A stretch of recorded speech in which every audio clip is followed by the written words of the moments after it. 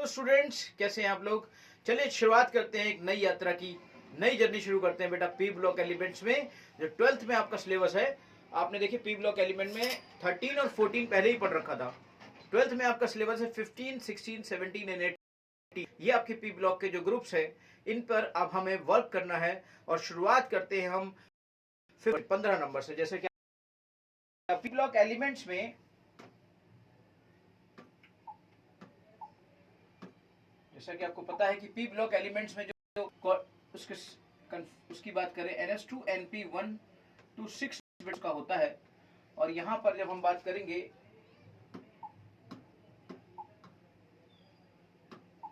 NS2 N1 NP1 to 6 होता है। अब जरा अगर यहां पे बात हम करें, और ये NS2 NP1 जब ये होता है ना, तो ये 13 ग्रुप को रिप्रेजेंट करता है। याद रखिएगा। अच्छा चलिए मैं इसमें ग्रुप नंबर निकालना आपको सिखाता हूँ। ग्रुप नंबर इसमें निकालने का सबसे बेहतरीन तरीका पता है क्या है? सबसे बेहतरीन तरीका है कि आप यहाँ पर जो कर रहे हैं वो 10, इस वाले पी ब्लॉक में 10 प्लस, और जो एस के इलेक्ट्रॉन्स हैं और जो पी के इलेक्ट्रॉन्स हैं इनको ऐड कर दीजिए आप, तो you will get the group number. जैसे यहाँ पे NS2 NP1 है, तो यहाँ पे 10 प्लस कर दीजिए। ये पी ब्लॉक को निकालने का, पी ब्लॉक में ग्रुप नंबर निकालने का तरीका है। सबके लिए नहीं है, ये different for specially for P block elements. यहाँ पर जैसे आप 10 कर देते हो, ये आपका सल्फर, ये एस में 2 आ जाते हैं, या दिस इज 13, तो ये आपने इस तरीके से 13 ग्रुप निकाल लिया।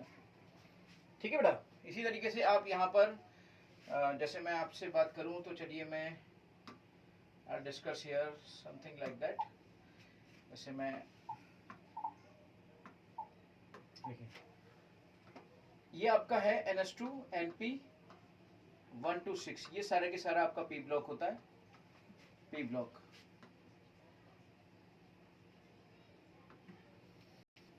अब मान लीजिए आप किसी भी पी ब्लॉक में किसी का ग्रुप नंबर और उसका पीरियड नंबर निकालना चाहते हो कि ग्रुप नंबर कैसे निकलेगा, पीरियड नंबर कैसे निकलेगा। तो ग्रुप नंबर निकालने का तरीका है बेटा पी ब्लॉक के 10 प्लस एस के इलेक्ट्रॉन्स प्लस पी के इलेक्ट्रॉन्स। और पीरियड नंबर निकालने का तरीका है, पीरियड नंबर निकालने का तरीका है maximum principal quantum number, maximum principal quantum number.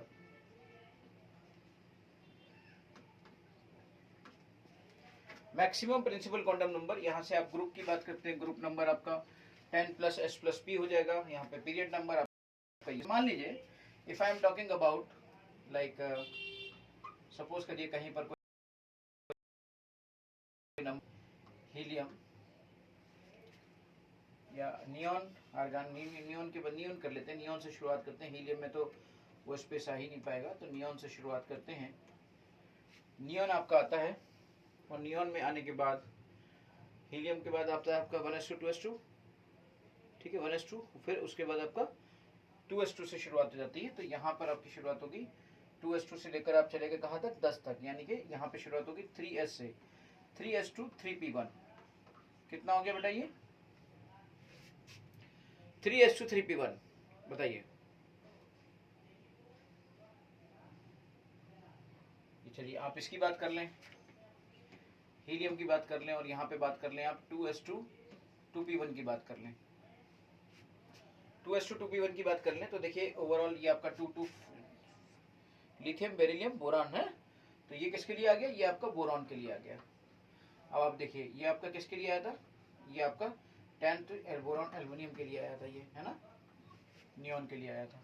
अब एल्युमिनियम गैलियम की बात करें तो ये क्या आएगा, गैलियम के लिए आपका ऐसे आर्गन आएगा, फिर आपका 4s2 और फिर 4p1 आएगा। अब इसके आप ग्रुप नंबर की बात करें तो ग्रुप नंबर देखिए 10 प्लस 2 प्लस 1, यानी कि ये आपका 13 ग्रुप नंबर है। देखिए 10 प्लस 2 प्लस 1 13 ग्रुप नंबर है, 10 प्लस 2 प्लस 1 13 ग्रुप नंबर है।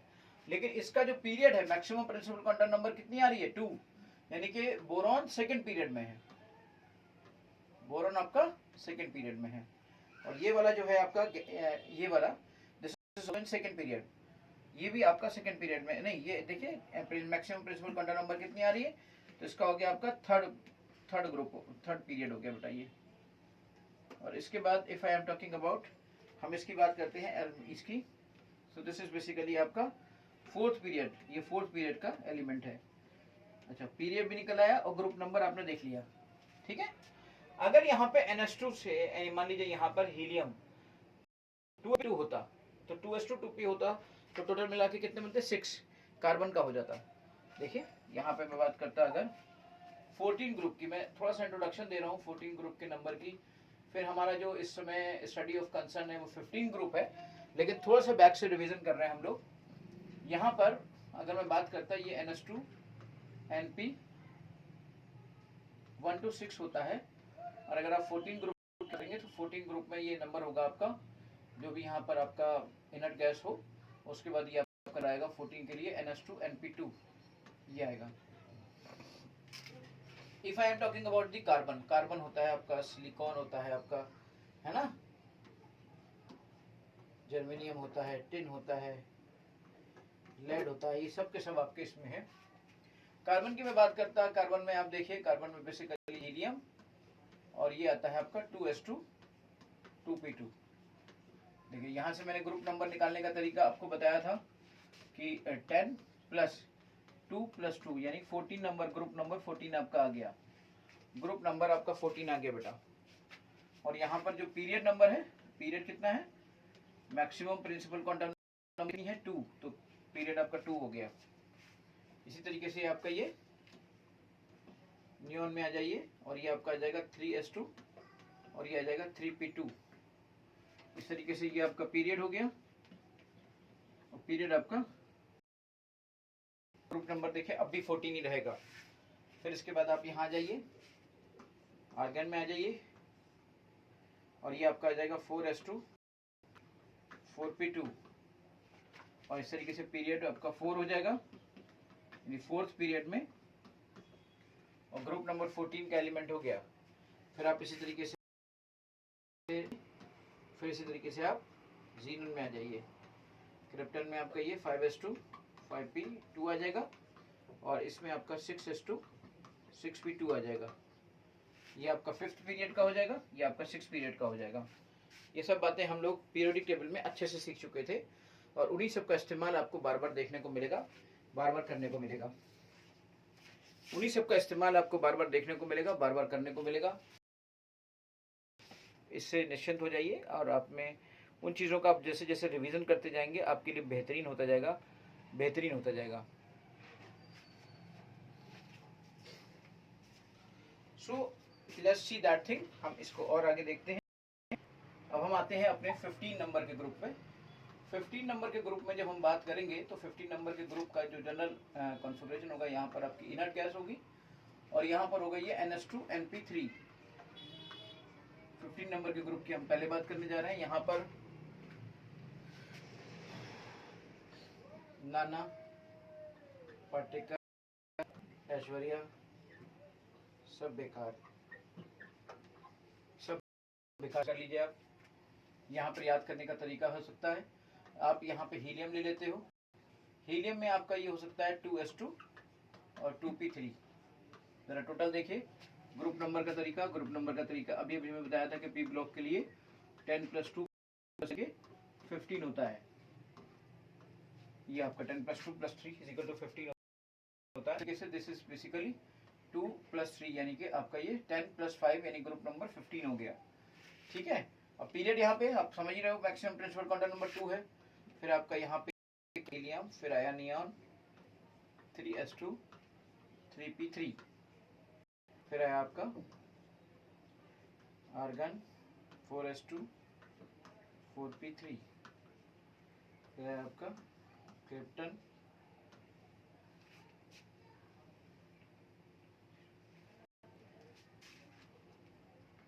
5s2 5p3, फिर आपका आया जीनन 6s2 6p3, ठीक है। नॉर्मली इतने ही होते हैं। आपके सबके सब ग्रुप आपके सेम दिख रहे हैं, 15 ग्रुप एलिमेंट आपको नजर आ रहा है। इसमें आपका सेकंड पीरियड हो गया, ये आपका थर्ड पीरियड हो गया, ये आपका फोर्थ पीरियड हो गया, ये आपका फिफ्थ पीरियड हो गया, ये 6th पीरियड हो गया, ठीक है भाई।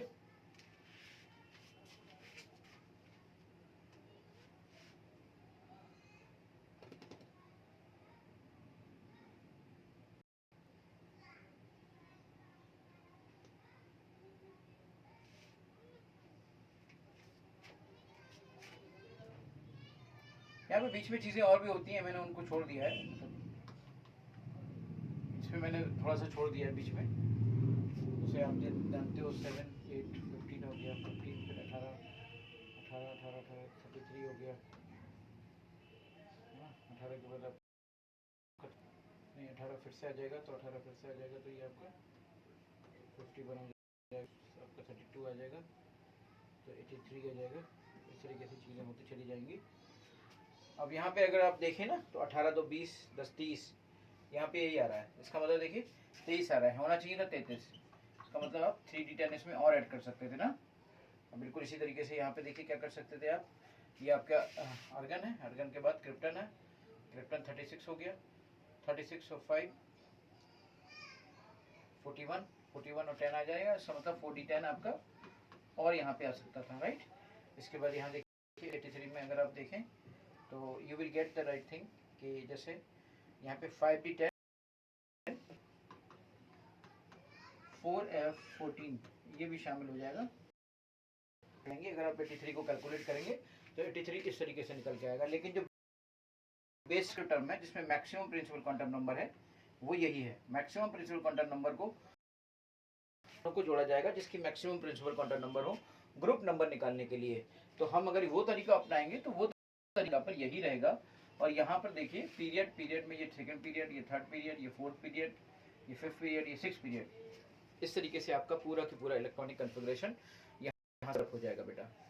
यहाँ से एक बात जरूर हमें समझ में आ रही है कि आउटर मोस्ट शेल में, बैलेंस शेल में यहाँ पर 5 इलेक्ट्रॉन्स है। हर किसी की आउटर मोस्ट शेल में 5 इलेक्ट्रॉन्स है। जितने भी 15 ग्रुप के एलिमेंट उनकी आउटर मोस्ट शेल में वैलेंस इलेक्ट्रॉन 5 है। जितने भी 15 ग्रुप के एलिमेंट्स हैं कि आउटर मोस्ट शेल में 5 बैलेंस इलेक्ट्रॉन्स है। लेकिन ये देखिए अगर आप यहाँ से नाइट्रोजन फास्फोरस की बात करें तो नाइट्रोजन और फास्फोरस में मैक्सिमम ये पांचों के 5 इलेक्ट्रॉन आपके निकल जाएंगे और यहाँ पर जो ऑक्सीडेशन स्टेट्स होंगी वो मैक्सिमम आपको मिलेगी +5 ही ऑक्सीडेशन स्टेट आपको नाइट्रोजन में मिलेगी, क्योंकि पांचों के पांचों इलेक्ट्रॉन बहुत ही आसानी से निकल जाएंगे। मतलब इसमें हर तरह की आपको नाइट्रोजन की ऑक्साइड से मिलती है, +1 +2 +3। इसका जो वेरिएशन होता है ना नाइट्रोजन का बहुत जबरदस्त होता है। ये 3 इलेक्ट्रॉन ले भी सकता है और ये सबके सब इलेक्ट्रॉन दे भी सकता है। मैं इसको और डिटेल आपको करता हूँ। जैसे आप 15 ग्रुप एलिमेंट्स की बात कर रहे हो, 15 ग्रुप एलिमेंट्स की जब आप बात करते हो और उसकी 5 के 5 इलेक्ट्रॉन्स में खास तौर से जब हम इसमें भी एक स्पेशल कैटेगरी नाइट्रोजन की है, नाइट्रोजन की बात करते हैं तो नाइट्रोजन में एक बहुत अच्छी सी बात है कि नाइट्रोजन 3 इलेक्ट्रॉन ले भी सकता है अपने ऑक्टेट को कंप्लीट करने के लिए। इसलिए नाइट्रोजन नाइट्राइट के फॉर्म में भी रहता है और इसमें इस तरीके से नाइट्रोजन में 3 नंबर का ऑक्सीडेशन नंबर भी आता है। यानी नाइट्रोजन में जो और ये 5 के 5 इलेक्ट्रॉन दे भी सकता है, दे सकता है, 3 दे सकता है, 4 दे सकता है, 5 दे सकता है। इसका मतलब नाइट्रोजन की ऑक्सीडेशन नंबर मैक्सिमम और अगर मिनिमम की बात की जाए ना तो मिनिमम -3 पर हो सकती है और मैक्सिमम +5 पर हो सकती है। समझिए जरा कितनी बड़ी रेंज है, कहां तक नाइट्रोजन आपको मिल सकता है। नाइट्रोजन -3 to +5 तक आपको मिल सकता है। और अगर मतलब सबसे ज्यादा नाइट्रोजन आप जानते ही हो, वैसे भी एटमॉस्फेयर में भी सबसे ज्यादा, अर्थ क्रस्ट में भी सबसे ज्यादा, बहुत ज्यादा, मतलब नाइट्रोजन की तो बात ही अलग है। नाइट्रोजन के बारे में जितना मैं कहूंगा तो वो आप समझ लीजिए कम ही कम है।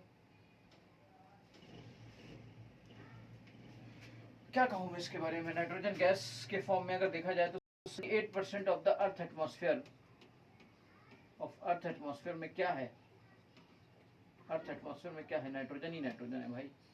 78% बताओ, मैक्सिमम यहाँ पर ये जाता है। लेकिन अब इसी ग्रुप की जो दूसरे मेंबर्स हैं नाइट्रोजन, और अगर मैं फास्फोरस की बात करूँ तो फास्फोरस भी कमोबेश ऐसा ही होता है। उसमें भी हम +5 तक जा सकते हैं। फास्फोरस में भी बहुत सारी चीज़ें मिलती हैं, -3 से +5 तक उसमें भी जा सकते हैं बेटा। नाइट्रोजन और फास्फोरस में चीज़ें लगभग सिमिलर होती हैं, बस इतनी सी बात है कि नाइट्रोजन डी ऑर्बिटल प्रेजेंट नहीं होता और फास्फोरस में डी ऑर्बिटल प्रेजेंट होता है। इसलिए नाइट्रोजन रेस्ट्रिक्टेड होता है ऑक्टेट रूल के लिए, ऑक्टेट रूल के लिए रेस्ट्रिक्टेड है क्योंकि इसके अंदर डी ऑर्बिटल प्रेजेंट नहीं है, नो डी ऑर्बिटल। इसलिए इसे अपने कंपाउंड्स में ऑक्टेट रूल को फॉलो करना पड़ता है। ऑक्टेट रूल फॉलो करना पड़ता है तो इसमें बहुत ज़्यादा वेरिएशन, जितना वेरिएशन होता है वो तो होता ही अच्छा खासा, फिर भी बहुत होता है। अगर मैं कहूँ कोई एलिमेंट जो कि ऑक्टेट रूल को फॉलो करता है और उसके अंदर जो वेरिएशन है वो सबसे ज्यादा किस में होगा, तो मैं कहूंगा यही वो एलिमेंट है जहां पर इतना ज्यादा वेरिएशन हो सकता है जबकि वो ऑक्टेट रूल को फॉलो कर रहा है। वहीं पर आप फास्फोरस की बात करो तो फास्फोरस में देखिए आपने फास्फोरस के इलेक्ट्रॉनिक अभी कॉन्फ़िगरेशन को देखा था, उसमें क्या था, उसमें था आपका आर्गन, नहीं नियॉन था क्योंकि 15 है ना, ये नियॉन था, तो ये आपका बन जाएगा 3s2 और 3p3। इस तरीके से ये आपका 15 ग्रुप पे आएगा बेटा।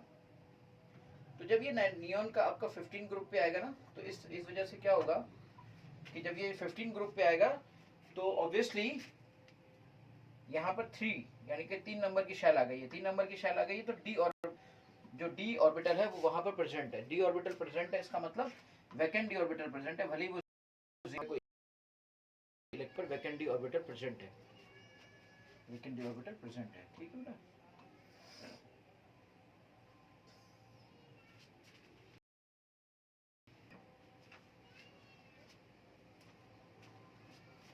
इसकी वजह से इसमें बहुत सारे वेरिएशंस होते हैं, बहुत ज्यादा चीजें हो सकती हैं। ऑक्टेट रूल को don't need to find out octet rule of octet rule,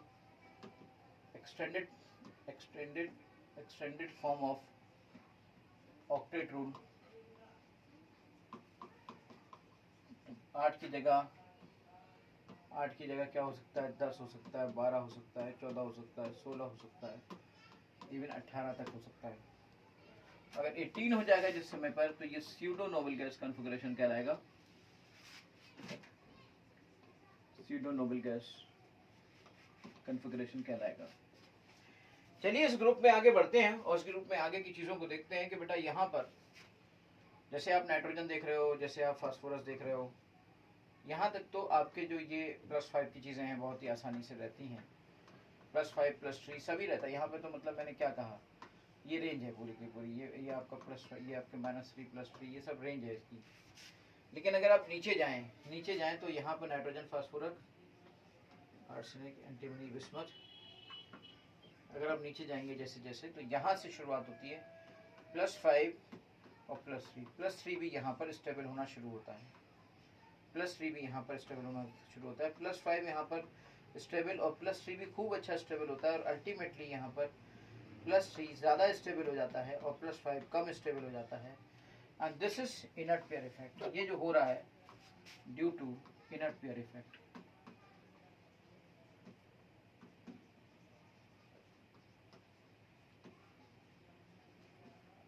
ये आपका इनर्ट पेयर इफेक्ट की वजह से ऐसा होता है बेटा। अगर आप बात करें BI की, तो BiF5 अच्छा नहीं होगा, BiCl3 आपको देखने को मिलेगा, लेकिन अगर आप कहो कि BiCl5 मिल जाए तो BiCl5 आपका स्टेबल नहीं होगा, लेकिन BiCl3 आपका स्टेबल होगा, क्योंकि यहाँ पर ऑक्सीडेशन नंबर उसका +3 है। यहाँ पर भी +3 और +5, जैसे +3 60% पे आ जाता है, +5 40% पे रहता है। यहाँ पर आपका सपोज करिए +5 आपका 40% पे रहता है, +3 60% पे रहता है। यहाँ की तो बात ही छोड़ दीजिए, यहाँ पर +3 आपका 80% पे स्टेबल है और +5 आपका 20% स्टेबल है। तो ऑब्वियसली स्टेबिलिटी का रेशियो लगातार +3 को बढ़ता चला जा रहा है। क्यों ऐसा होता जा रहा है, आप इसकी इलेक्ट्रॉनिक कॉन्फ़िगरेशन में देख रहे होंगे, अभी थोड़ी देर पहले ही मैंने आपको बनाई थी, वहां पर एक चीज आपने देखी थी, ये देख रहे हैं आप, ये जैसे जैसे ये आपका अंदर की तरफ जैसे डी आया, अब देखिए डी है तो ये अंदर की जो शेल है, अंदर की शेल जो आपकी हैं, इनमें क्या है, ये लगातार इनर्ट होती चली जा रही हैं, इनर्ट इनकी चीजें होती चली जा रही हैं, इनर्ट होती चली जा रही हैं। क्यों इनर्ट होती चली जा रही हैं, रीजन आप जानती हो, डी है, एफ है, सब चीजें हैं, तो ये इनर्ट होती चली जा रही हैं। इसमें इनके इलेक्ट्रॉनों की निकलने की टेंडेंसी, क्योंकि इन इलेक्ट्रॉनों पर न्यूक्लियस का अटैक, न्यूक्लियस का अट्रैक्शन बढ़ता चला जा रहा है, जिसकी वजह से इन इलेक्ट्रॉनों को फिर निकालना बड़ा मुश्किल है, और जो इलेक्ट्रॉन निकलेंगे वो ये वाले निकलेंगे, ये वाले निकलेंगे। यहाँ पर पी इलेक्ट्रॉनों की टेंडेंसी बढ़ती चली जा रही है और एस इलेक्ट्रॉनों के निकलने की टेंडेंसी घटती चली जा रही है। इसे कहते हैं इनर्ट पेयर इफेक्ट। ये ऐसा क्यों होता है, एकदम से साइज जब छोटा हो जाता है तो लेंथेनाइट कॉन्ट्रैक्शन भी डेवलप हो जाता है, और वहां पर जब साइज छोटा हो जाता है तो जो अंदर के इलेक्ट्रॉन्स होते हैं वो न्यूक्लियस के बहुत करीब आ जाते हैं। आप सब जानते हो कि एस जो होती है वो न्यूक्लियस के सबसे करीब होती है, तो न्यूक्लियस का इतना ज्यादा फोर्स इस पर लग जाता है कि जिसकी वजह से ये इलेक्ट्रॉन बहुत ही मजबूती से न्यूक्लियस के साथ बन जाते हैं, और अगर इलेक्ट्रॉनों को तुम इनको निकालना चाहो तो इजीली ये इलेक्ट्रॉन निकलना पसंद नहीं करते हैं।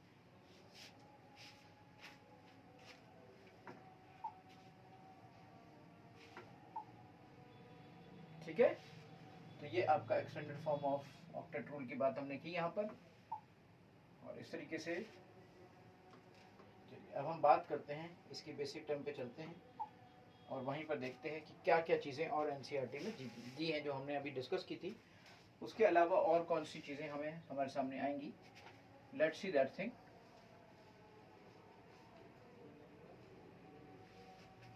ग्रुप 15 एलिमेंट्स के बारे में थोड़ा सा आगे बढ़ते हैं। तो सब वही बातें दी हैं जो मैं अभी तक बोल रहा था, कोई खास बात नहीं दी है यहाँ पर। थोड़ा सा मैं देख लेता हूँ कि और नाइट्रोजन का थोड़ा सा इन्होंने प्रिपरेशन दे दिया, अमोनिया का सीधे। चलिए तो पहले एक मिनट आपको नाइट्रोजन के बारे में थोड़ा सा और बता दें, फिर उस तरफ ले चलेंगे।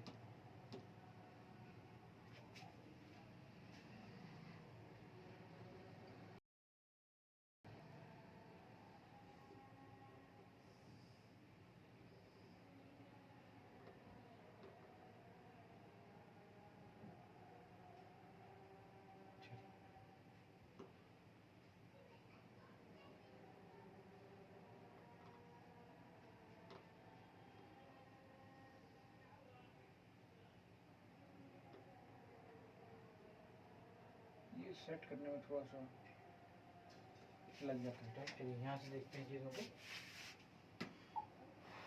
देखिए यहाँ पर हम चीज़ों को देख रहे हैं। एटॉमिक नंबर आपका 7 है, 15 है, 33 है, 51 है, 83 है। अब देखिए तरह यहाँ पर आपका 14 है, 30 है। अब एटॉमिक मास के बारे में आपको सब चीज़ें पता ही है। इलेक्ट्रॉनिक कॉन्फ़िगरेशन मैंने अभी अभी आपको डिस्कस किया। यहाँ पे 2s है, 3s है, यहाँ पे d आ गया, यहाँ 4d आ गया, यहाँ पे d और f दोनों आ गए, d और f दोनों आ गए।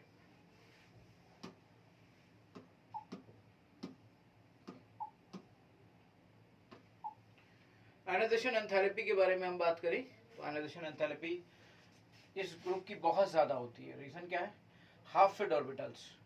इस ग्रुप की जो आयनाइजेशन एंथैल्पी, जैसे कि आप देखते हो लेफ्ट टू राइट जाने पर आपको पता है, लेफ्ट टू राइट अगर जाते हो, लेफ्ट टू राइट आप जाते हो तो आयनाइजेशन एंथैल्पी आपकी बढ़ती है। या तो इसके हिसाब से क्या हुआ कि 14 से ज्यादा 15 की होनी चाहिए थी, यानी कि सिलिकॉन से ज्यादा फास्फोरस की होनी चाहिए, सल्फर की होनी चाहिए थी, पर ऐसा नहीं होता है। यहाँ पर सिलिकॉन से ज्यादा भी फास्फोरस होता है और सल्फर से ज्यादा भी फास्फोरस ही होता है। रीजन क्या है इसका? देखिए 14 ग्रुप का ऐसा होना चाहिए था, पर ऐसा नहीं होता। यहाँ पर ऐसा नहीं होता है। यहाँ पर क्या होता है, यहाँ पर 15 ग्रुप की जो आयनाइजेशन एनर्जी है वो 14 से भी ज्यादा होती है और वो 16 से भी ज्यादा होती है।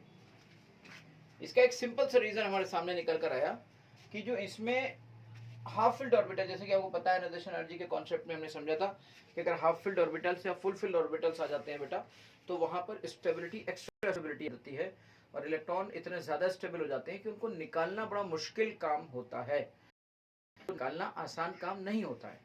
इसका मतलब क्या हुआ कि हम उसे आसानी से अगर निकालना चाहते हैं तो बड़ा मुश्किल काम है। देखिए है क्या, यहाँ पर देखिए ये 3p3 आ रहा है, यहाँ पे 2p3 आ रहा है, यहाँ पे 4p3 आ रहा है।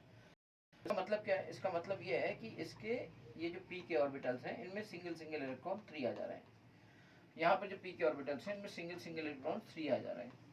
तो यहाँ पे 3 सिंगल इलेक्ट्रॉन्स आपके आ जा रहे हैं, जिसकी वजह से आप ये कह सकते हो कि यहाँ पर,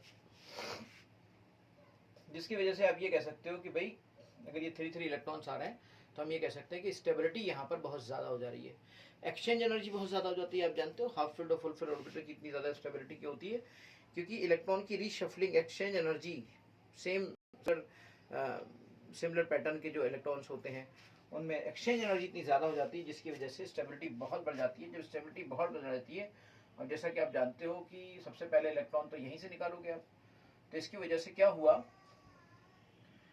कि इसको निकालना मुश्किल हुआ। और उसके कंपैरिजन में अगर आप आगे की बात करो तो आगे में ऐसे 1 2 3 और ये आ जाएगा। ऐसे पहले की बात आप करो, इससे पहले वाले में 1 2, तो वहाँ पे 2 आ जाएंगे, तो ये 3 में नहीं होगा। तो दोनों सिचुएशन में ये सबसे ज़्यादा स्टेबल है। यहाँ से भी इलेक्ट्रॉन को निकाला जा सकता है, यहाँ से भी इलेक्ट्रॉन को निकाला जा सकता है। तो दैट्स वाई इसकी स्टेबिलिटी इतनी ज़्यादा होती है, दैट्स वाई इसकी जो आयनाइजेशन एनर्जी है बहुत ज़्यादा होती है। खास तौर से नाइट्रोजन की तो बहुत ही ज़्यादा होती है। हम सब जानते हैं कि आयनाइजेशन एनर्जी ऊपर से नीचे की तरफ घटती है आयनाइजेशन एनर्जी ऊपर से नीचे की तरफ घटती है। ऑब्वियसली नाइट्रोजन का साइज, हम तो ग्रुप की बात कर रहे थे, अब अगर हम हम स्टेट की बात कर रहे थे, हम ग्रुप की बात करें तो ग्रुप में तो ऑब्वियसली सबसे ज़्यादा आपका देख रहे हो नाइट्रोजन ही सबसे ज़्यादा है। और लगातार देखिए तो उसमें लगातार डिक्रीज होते हुए ionization energy, first ionization energy, second ionization energy, third ionization energy, 3 तरह की आयनाइजेशन एनर्जीज दी गई हैं।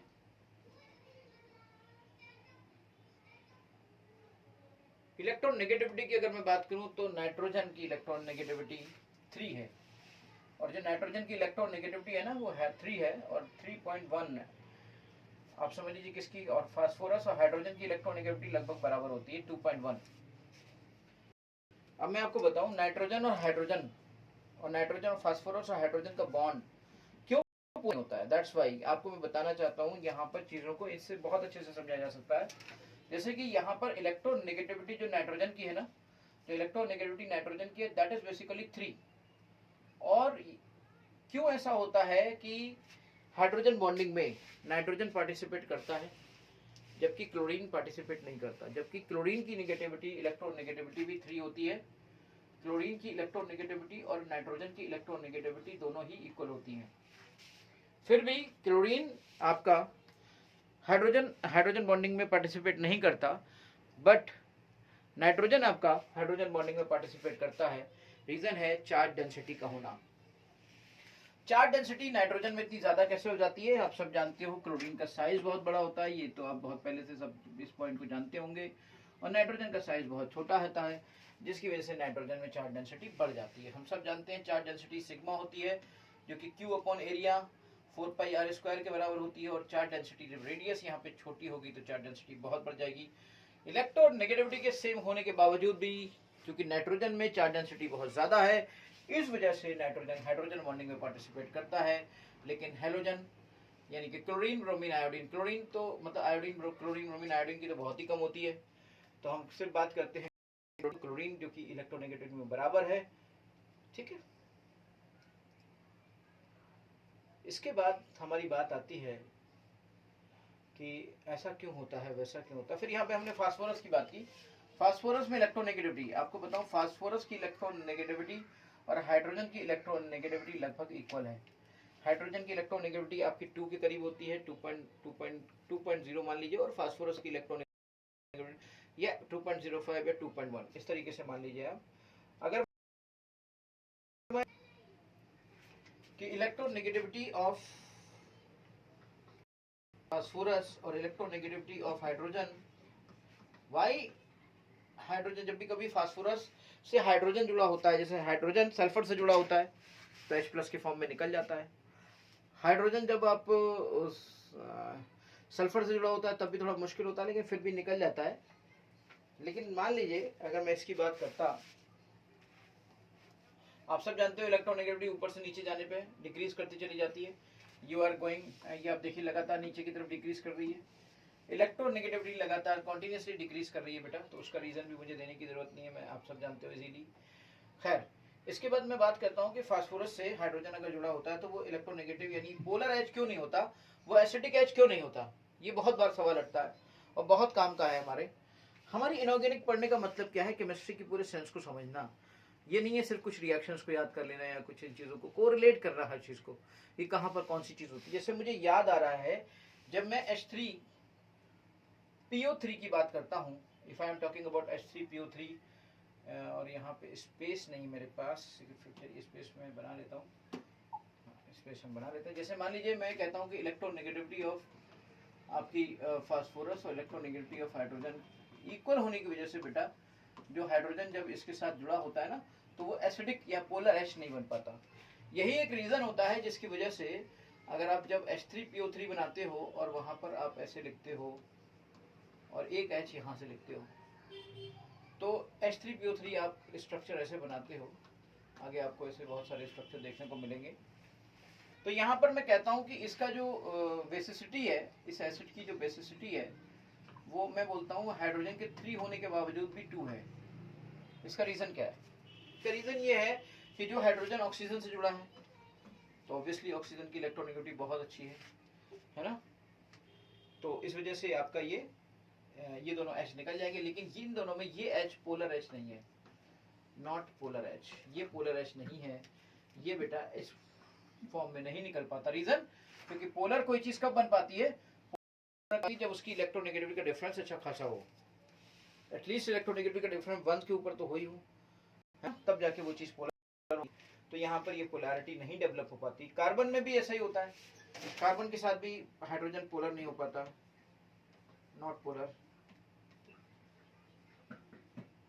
क्योंकि कार्बन अगर आपका sp3 है तो उसके साथ ये पोलर नहीं हो पाता है। वहीं पे कार्बन अगर आपका sp हो जाए तो उसके साथ ये हाइड्रोजन पोलर हो जाएगा। क्यों, रीजन क्या है, रीजन ये है कि sp की इलेक्ट्रॉनिक कार्बन sp की इलेक्ट्रॉन नेगेटिविटी आपको पता है कितनी होती है, बहुत जबरदस्त होती है, लगभग नाइट्रोजन के करीब पहुंच जाती है, बहुत जबरदस्त हो जाती है। इसलिए इसे इलेक्ट्रोनेगेटिविटी ऑफ या इलेक्ट्रोनेगेटिव कार्बन भी कहते हैं बेटा। बहुत अच्छी बातें, नई बातें आपको बता रहा हूँ, बहुत काम किए हैं आपके, ठीक है।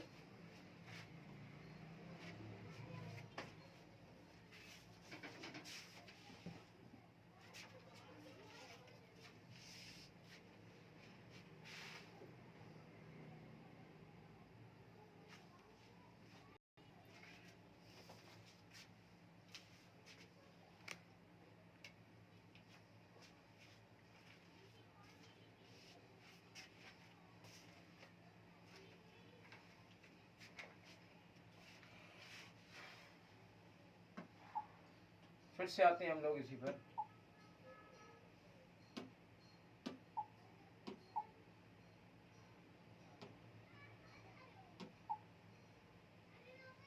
तो आयनाइजेशन एनर्जी की इलेक्ट्रॉन नेगेटिविटी कर दी। कोवेलेंट रेडियस, कोवेलेंट रेडियस तो आप सब लोग जानते हो, ऊपर से नीचे जाने पर और की बात हो रही है तो शेल बढ़ रही है, शेल बढ़ रही है तो रेडियस बढ़ेगी, इसमें तो कोई ऐसी बात ही नहीं है कहने की।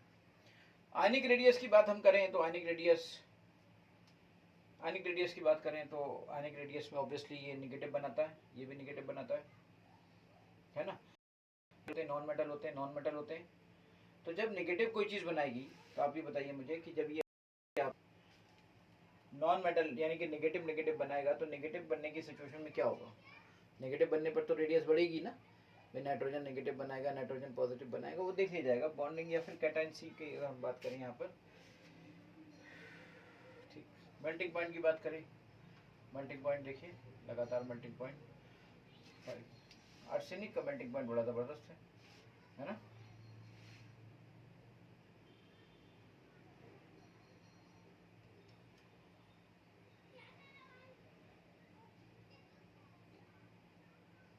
बॉइलिंग पॉइंट आप देख रहे हैं, डेंसिटी आप देख रहे हैं। चलिए इलेक्ट्रॉनिक कॉन्फ़िगरेशन को हम देखते हैं। इलेक्ट्रॉनिक कॉन्फ़िगरेशन अभी तो हमने भाई थी इलेक्ट्रॉनिक कॉन्फ़िगरेशन, ये आपकी जो इलेक्ट्रॉनिक कॉन्फ़िगरेशन इसके बारे में अभी हमने डिस्कस किया था।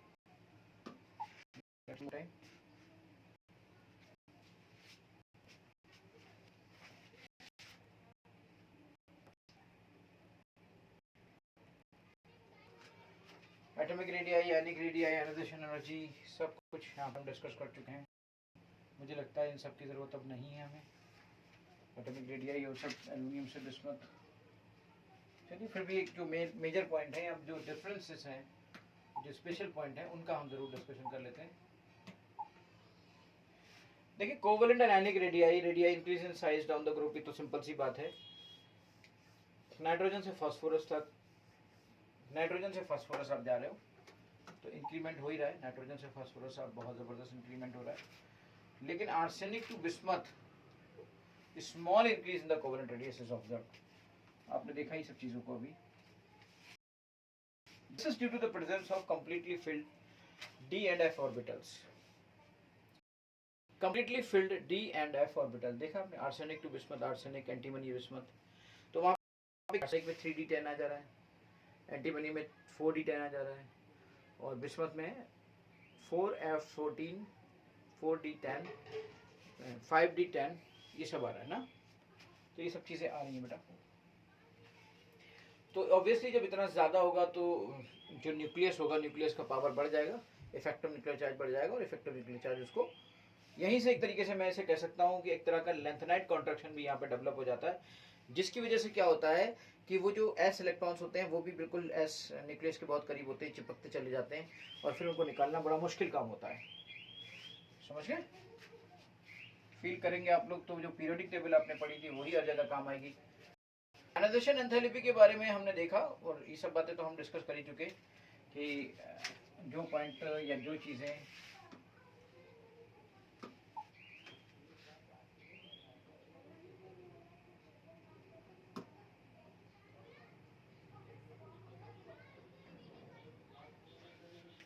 ये सब डिस्कशन भी मैं आपको कर चुका हूँ, एक बार फिर से हम लोग देख लेते हैं।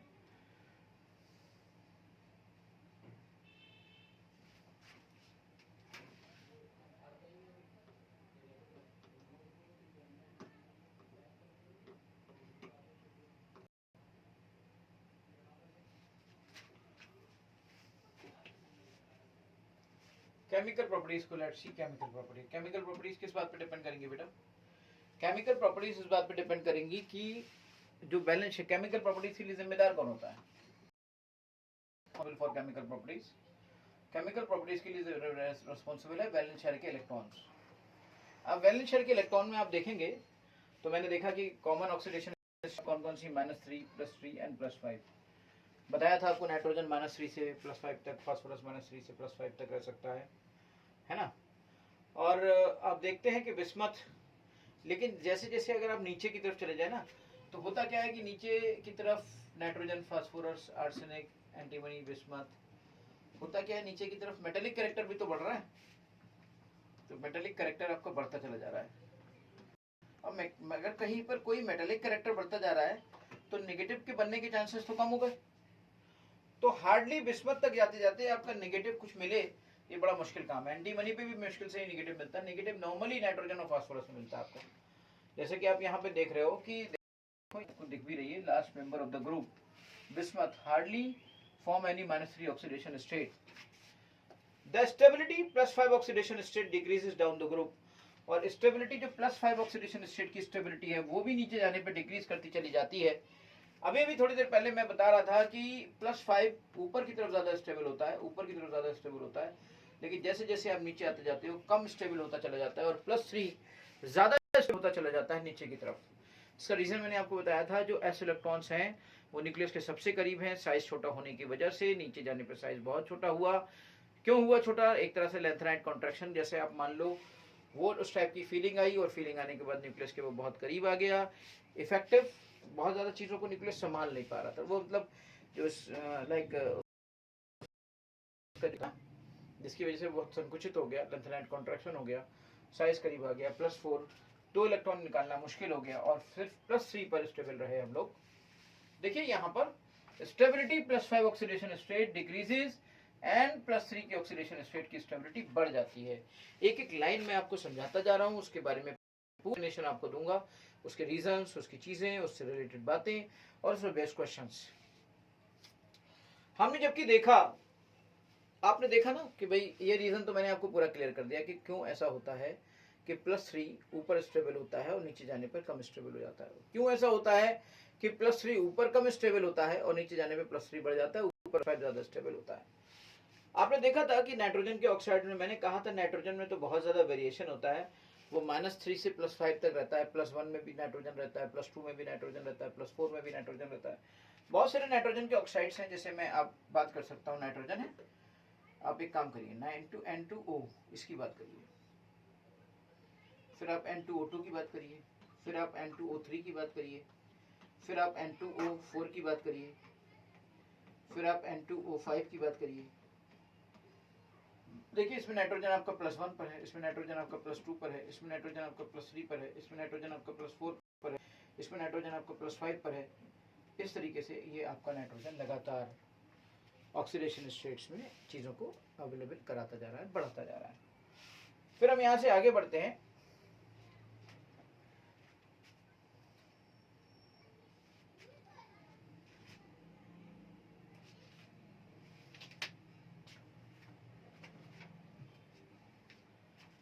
अदर देखिए प्लस, ठीक है, besides +5 oxidation state, nitrogen exhibit +1 +2 +4 oxidation states all react with oxygen.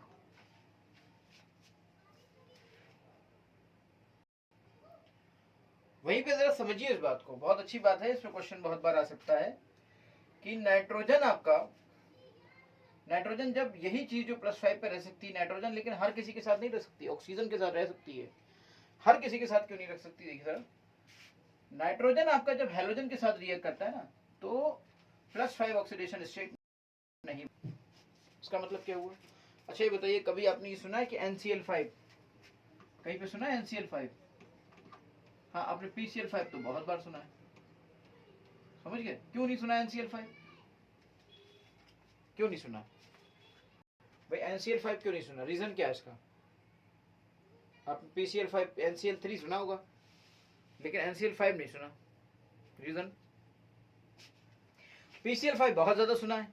Reason? Nitrogen जो होता है वो हेलोजन के साथ जब रिएक्ट करता है, आपने कभी सुना है कि NBr5 कभी सुना है? ये कुछ नहीं मिलता, ये भी कुछ नहीं मिलता, नहीं मिलता। रीजन क्या है? बहुत सिंपल सा रीजन है, आप ध्यान से देखो, आप देखो ध्यान से। NCl5 है। अब मुझे बताइए, अगर ये Cl5 जुड़ जाएगा तो नाइट्रोजन के आउटर मोस्ट शेल में इलेक्ट्रॉन कितने हो जाएंगे? 10। क्या 10 रखने की कैपेबिलिटी नाइट्रोजन के अंदर है? 10 रखने की कैपेबिलिटी उन लोगों में होती है जिनमें d ऑर्बिटल वैकेंट होता है। यहां नाइट्रोजन में तो d ऑर्बिटल प्रेजेंट ही नहीं होता, तो वैकेंट होने की कहां से बात आ गई? फास्फोरस में वैकेंट ऑर्बिटल प्रेजेंट होता है, जिस वजह से वहां पर Cl के, अगर Cl वहां पे कनेक्ट भी हो रहा है, PCl5 बनाकर 10 इलेक्ट्रॉन आउटर मोस्ट शेल में कर भी रहा है, तो कोई मसला नहीं है। क्यों मसला नहीं है? क्योंकि वहां पर उसकी स्टेबिलिटी है। उसकी स्टेबिलिटी क्यों है? क्योंकि उसके पास वैकेंट d ऑर्बिटल है। ओके,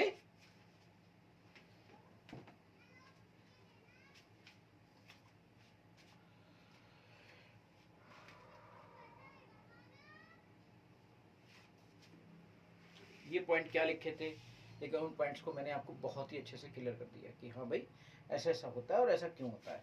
एक्चुअली क्या होता है कि कोई पॉइंट आपका एनओडी में बचता नहीं है, और उसका एक्सप्लेनेशन की जो बारीकी आप जितनी चाहो डिस्कस करो बेटा, लॉजिकल जितनी रीजनिंग आप चाहो मुझसे डिस्कस करो, बस मुझे लॉजिकल और रीजनिंग में ही तो रीजन बताने में, उसकी गहराई में घुसने में तो मजा आता है।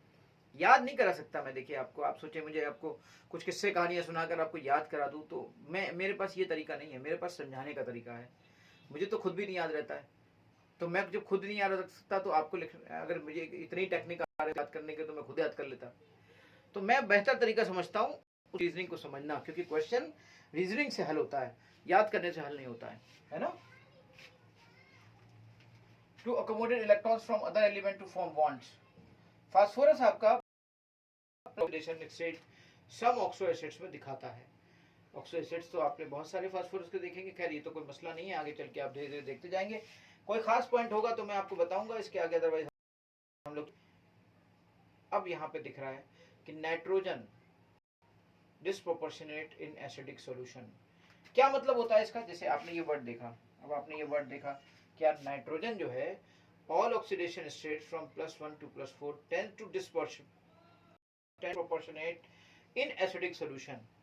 क्या मतलब हुआ इसका पता है?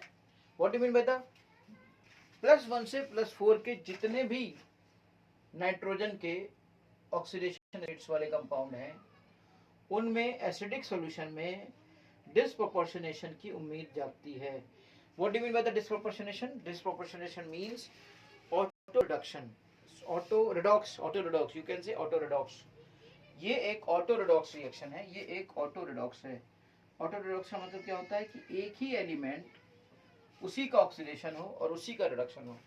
जरा यहाँ पे देखिए HNO2 में अगर आपको ध्यान से दिखाई दे, और मैं थोड़ा सा इसको और बड़ा कर देता हूँ, मुझे लगता है आपके हिसाब से थोड़ा छोटा है,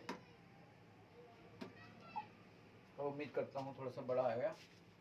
ये जो आपका HNO2 है, हाँ इतना ही +200 पे सही रहता है मेरे लिए, स्पेस भी प्रॉपर हो जाता है, इधर लिखने का पूरा स्पेस भी चला जाता है।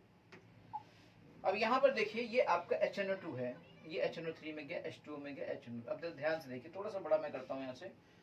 HNO2 आपका कहाँ गया? HNO3 में गया, और साथ में H2O, और साथ में N2O में गया। तो देखिए ध्यान से, HNO2 में नाइट्रोजन कितने पर है?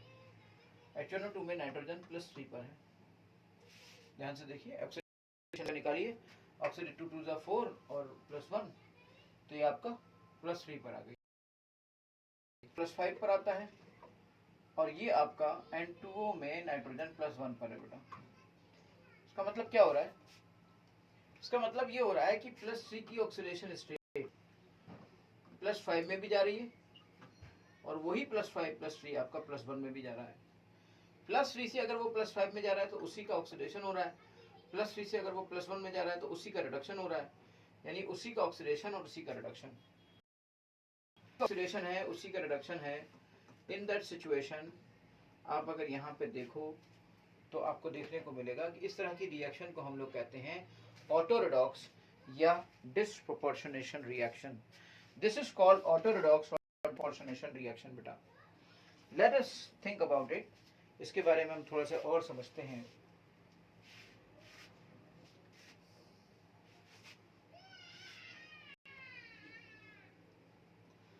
एक अच्छा पॉइंट और है कि जो फास्फोरस है, उन फास्फोरस की all intermediate oxidation states, intermediate oxidation state मतलब जो भी +5 से -3 के बीच में रहते हैं, जो +5 से -3 के बीच में, they disproportionate in acidic and alkali medium.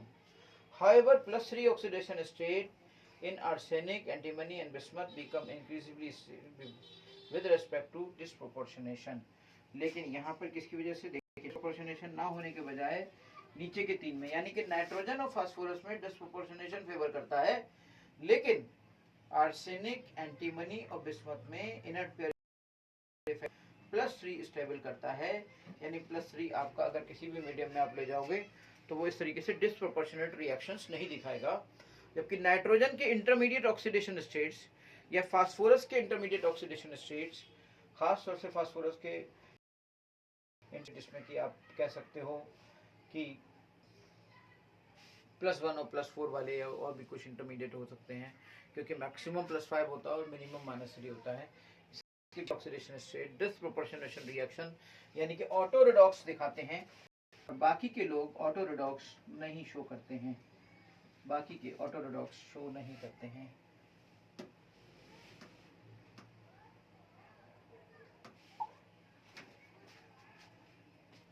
Chemical properties,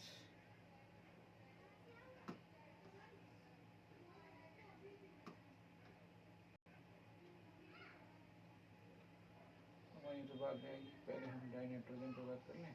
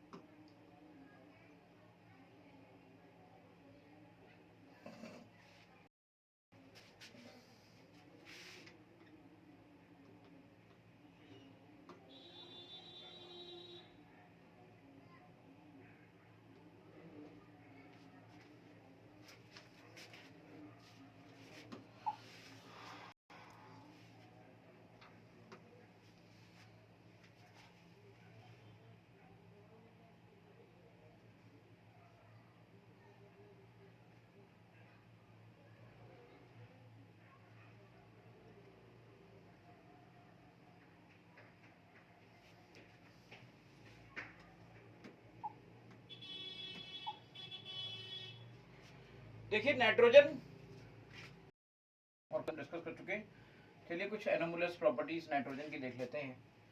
nitrogen के एनोमलस प्रॉपर्टीज का रीजन क्या है?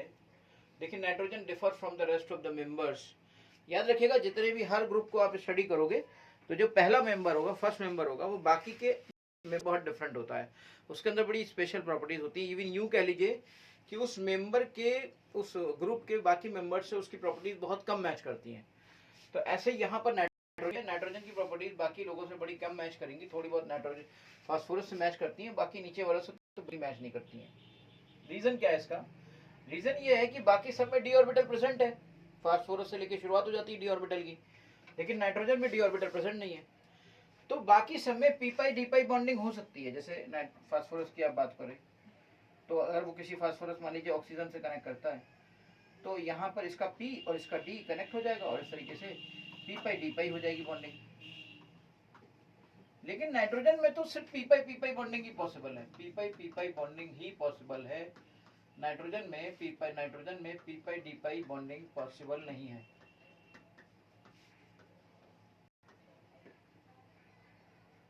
Not possible in nitrogen compounds.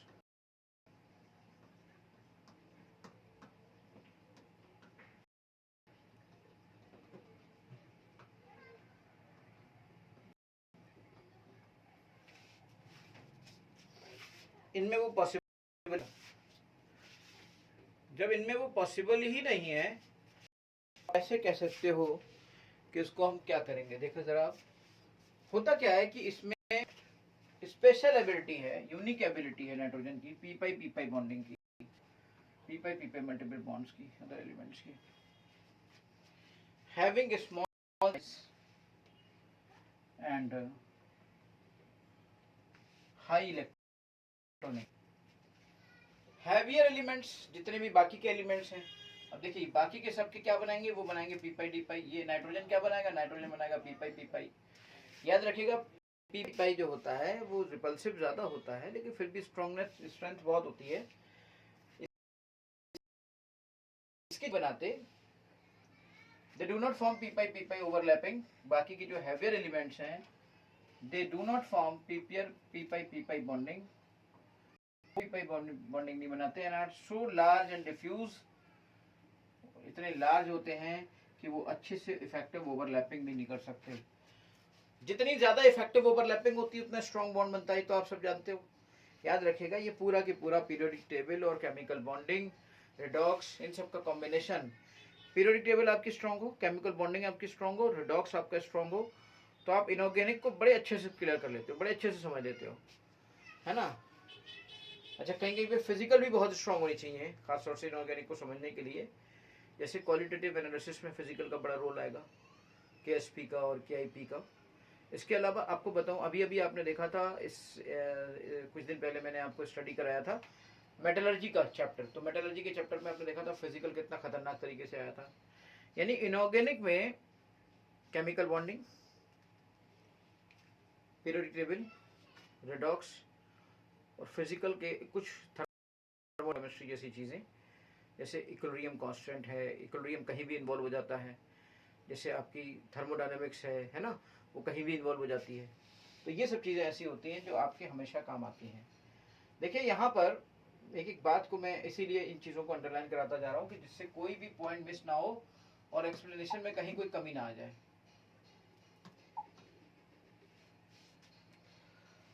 Overlapping वहां अच्छी नहीं हो पाती है ना।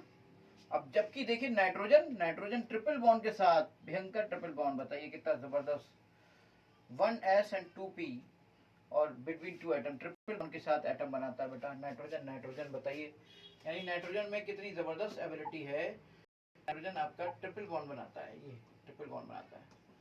क्या फास्फोरस ट्रिपल बॉन्ड बना सकता है? फास्फोरस ट्रिपल बॉन्ड बना ही नहीं सकता। फास्फोरस में ट्रिपल बॉन्ड कहाँ बनता है ना। बाकी सब में कैसे बॉन्ड बनते हैं? बाकी सब में सिंगल सिंगल बनते हैं। फास्फोरस, आर्सेनिक, एंटीमनी, ये सब सिंगल बॉन्ड बनते हैं। बिस्मथ जरूर मेटेलिक बॉन्ड बनाता है इन एलिमेंटल स्टेट, क्योंकि बिस्मथ तो मेटेलिक फॉर्म में, तो बिस्मथ आपका मेटेलिक फॉर्म बनाता है। ये आपकी एक नई बात आई हमारे सामने। देखिए फास्फोरस यानी कि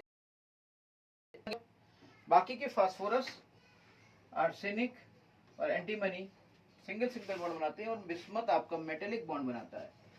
बिस्मथ मेक मेटेलिक बॉन्ड्स। ये पॉइंट आपका क्वेश्चन बन सकता है, bismuth make metallic bonds. Bismuth जब मेटल है तो मेटेलिक बॉन्ड ही बनाएगा, है ना।